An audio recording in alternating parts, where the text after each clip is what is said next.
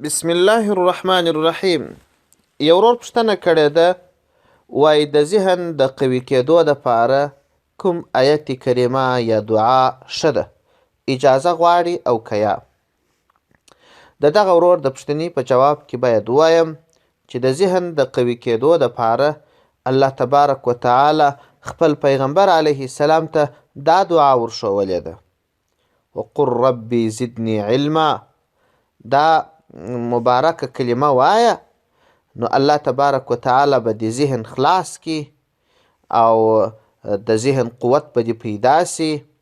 نو لہذا دغه کلمه چې ربي زدني علما ډیره وایه، او همدغه اجازه ده چې د الله عز وجل د لوري څخه پیغمبر علیه السلام ته ښودل سوی دی، او علماو د لوري څخه بیا سلسله پر سلسله تا ته ښودل سوی دی.